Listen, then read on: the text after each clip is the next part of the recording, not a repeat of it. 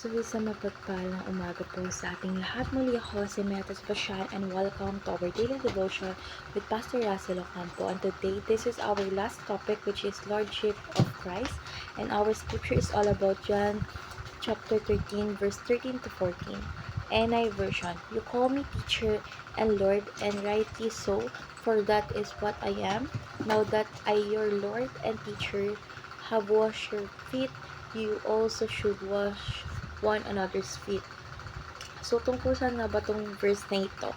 So, ang verse na ito ay nagtuturo ng kababaang loob at paglilingkod ni Jesus bilang ating guro at Panginoon. So, dito pinapakita niya na ang tunay na pamumuno ay hindi sa pamamagitan ng otoridad lamang, kundi sa pamamagitan ng halimbawa ng paglilingkod.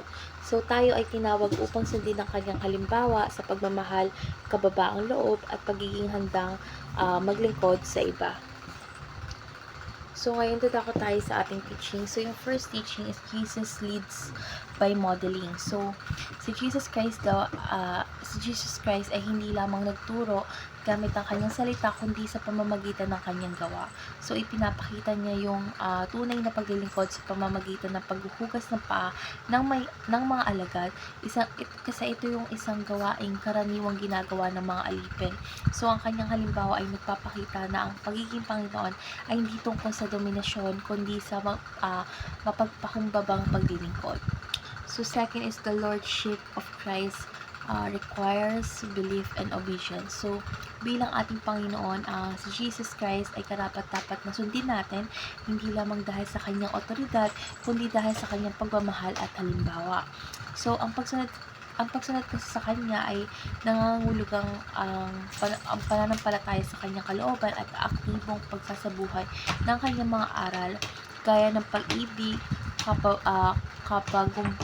kumbabaan at serbisyo sa iba.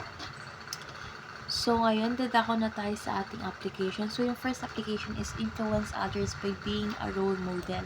So, yun nga, bilang mga tagusunod ni Kristo, tayo rin ay tinawag na maging huwaran sa ating mga pamilya, kaibigan, o kahit sa community natin. So, yung ating mga kilos at pamumuhay is maaaring magbigay kasi ng inspirasyon sa iba upang makita nila na si Kristo ay nasa atin.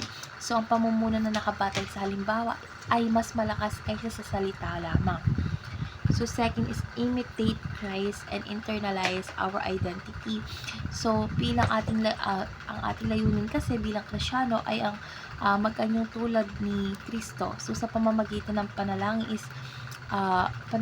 pagbabasa ng salita ng Diyos at pagsasabuhay ng kanyang aral ay may papakita natin ang ating tunay na pagkakakilanlan bilang kanyang mga disipulo.